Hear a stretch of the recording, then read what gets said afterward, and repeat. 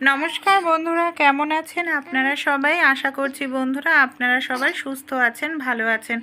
অন্যান্য দিনের মতো এমন কিছু ছোট ছোট টিপস আপনাদের সঙ্গে শেয়ার করব। আশা করছি টিপসগুলি অ্যাপ্লাই করলে কাজ অনেকটাই সহজ হবে। চলুন আজকে টিপস দেখে নিই।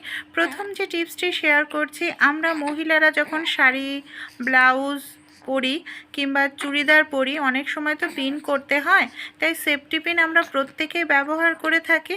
কিন্তু অনেক সময় দেখবেন অনেকটা নড়াচড়ার কারণে সেফটি পিনের যে সমস্যা হয়, সেফটি পিন ব্লাউজের মধ্যে, শাড়ির মধ্যে এইভাবে ঢুকে যায়, আর খুলতে গেলে টান লাগে, ছিঁড়ে যায়। এই করে অনেক দামি চুড়িদার, এমনকি ব্লাউজ, শাড়ি ছিঁড়ে নষ্ট হয়ে যায়। তাই এই ছোট্ট কাজটি আপনারা করে দেখতে পারেন। আমাদের বাড়িতে যে পুঁতি থাকে, যে কোনো পুরনো পুঁতি নিয়ে নেবেন, এখানে সেফটি পিনের মধ্যে পুঁতিটাকে এইভাবে ঢুকিয়ে নেবেন। তারপর আপনারা যদি ব্লাউজ, শাড়ি, এমনকি চুড়িদার পিন আপ করেন, কখনোই দেখবেন আপনাদের যে সেফটি পিন ঢুকে যাচ্ছিল কাপড়ের ভেতর, সেই সমস্যা আর হবে না, কাপড়ও ছিঁড়বে না। পরের টিপসটি চলুন দেখে নিই।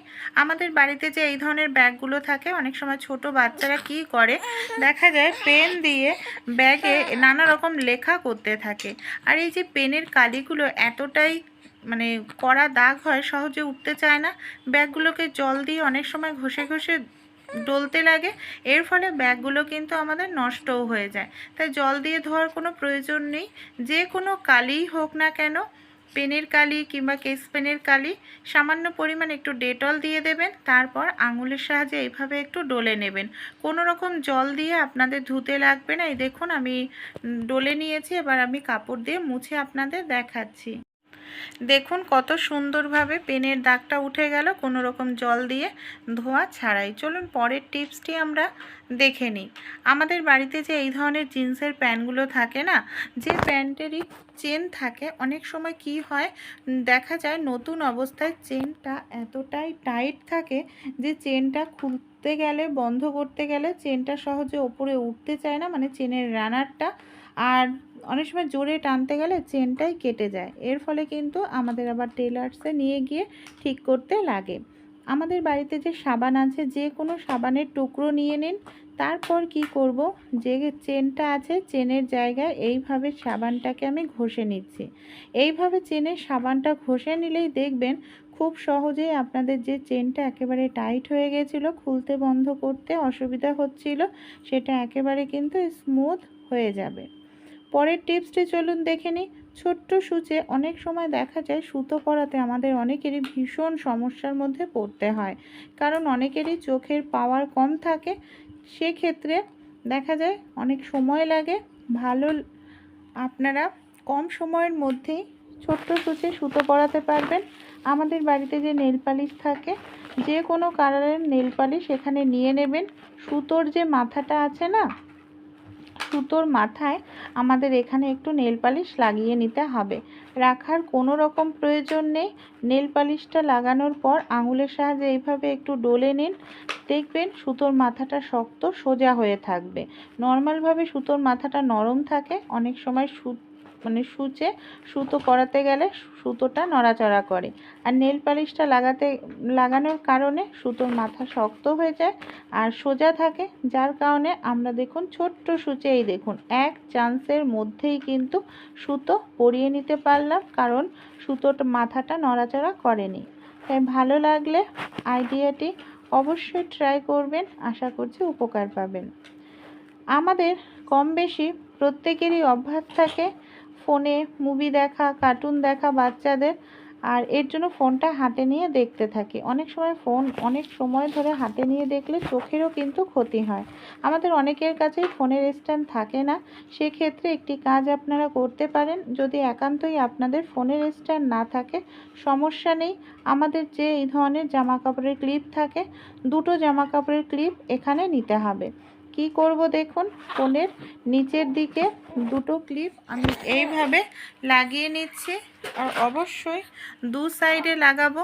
দেখুন কত সুন্দর স্ট্যান্ডের কাজ হয়ে যাবে ফোনের ক্লিপ দুটো, আর যে কোনো জায়গায় আমরা এটাকে দাঁড় করিয়ে রাখতে পারবো। আর এইভাবে দাঁড় করিয়ে রাখলে ফোনটা পড়েও যাবে না, স্ট্যান্ডের কাজে ব্যবহার হবে। চলুন পরের টিপসটি দেখে নিই। নেল পালিশ আমরা প্রত্যেকেই পরি। অনেক সময় কি হয়, নেল পালিশ পরতে গিয়ে হয়তো আমাদের কোনো জায়গায় নেল পালিশ এইভাবে পড়ে যায়, আর নেল পালিশ পরার সঙ্গে সঙ্গে জায়গাটায় দাগ হয়ে যায়, সঙ্গে সঙ্গে শুকিয়ে যায়। আর এই যে নেল পালিশের দাগটা সহজে কিন্তু তোলা যায় না, অনেকটা ঘষাঘষি করে তুলতে লাগে। আমাদের প্রত্যেকের বাড়িতে নেল রিমুভার কিন্তু থাকে না, আর নেল রিমুভারের দামটাও অনেকটা বেশি হয়। তাই কোনো রকম নেল রিমুভারের প্রয়োজন পড়বে না, খুব সহজেই তুলে ফেলতে পারবেন।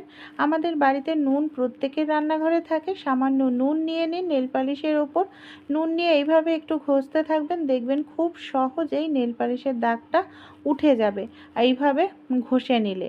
আর দেখুন বন্ধুরা, কত সহজে উঠে গেছে। নুনটা সহজলভ্য, দামও কম, রান্নাঘরে সব সময় থাকে, আর আমাদের সময়ও নষ্ট হলো না, নেল পালিশের দাগও উঠে গেল। ভালো লাগলে ট্রাই করে দেখবেন। পরের টিপসটি চলুন দেখে নিই। এখানে আমি নিয়ে নিয়েছি কিছুটা পরিমাণ তুলো।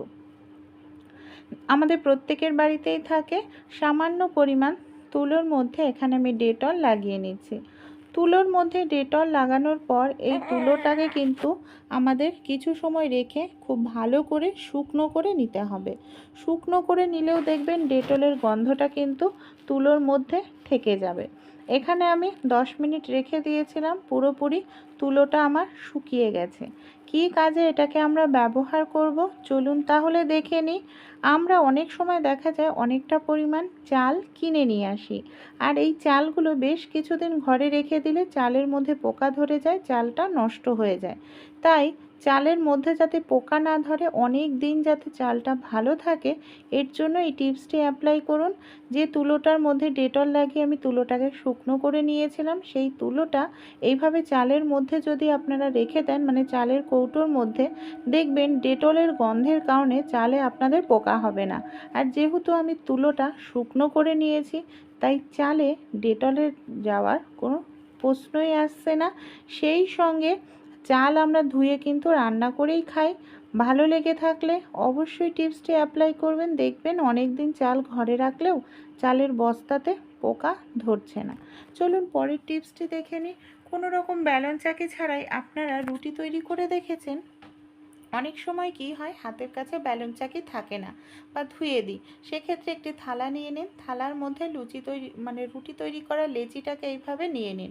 আমাদের বাড়িতে এই ধরনের ডাল যে ঘুটনি থাকে, ডাল ঘুটনি দিয়ে এইভাবে দেখুন আপনারা খুব সহজেই রুটি তৈরি করে নিতে পারেন। আমি বলছি না প্রত্যেককেই এই টিপস অ্যাপ্লাই করার জন্য। এমার্জেন্সি সময়ে আপনারা এই টিপস অ্যাপ্লাই করেও কিন্তু খুব সহজেই রুটি করে নিতে পারেন। দেখুন কত সুন্দর এখানে আমার রুটিটা তৈরি হয়ে গেল। তাছাড়াও কোনো রকম ব্যালন চাকি ছাড়াই লুচি তৈরি করে নিতে পারেন একটি ঢাকনার সাহায্যে। পারফেক্ট গোল লুচি তৈরি হয়ে যাবে। এখানে একটি বড় পলিথিন আমি কেটে নিয়েছি, সামান্য পরিমাণ তেল লাগিয়ে নিলাম পলিথিনের মধ্যে। তারপর কি করব, আমাদের লুচি তৈরি করার লেচিটাকে মাঝখানে রেখে দেব, আর এখানে একটি ঢাকনার সাহায্যে এইভাবে হালকা করে চাপ দিলেই পারফেক্ট গোল লুচি আমাদের তৈরি হয়ে যাবে। কোনো রকম ব্যালন চাকির কিন্তু এখানে আমাদের প্রয়োজনই পড়বে না। আইডিয়াগুলি ভালো লেগে থাকলে অবশ্যই আপনারাও ট্রাই করবেন। আশা করছি আপনারাও কিন্তু উপকার পাবেন।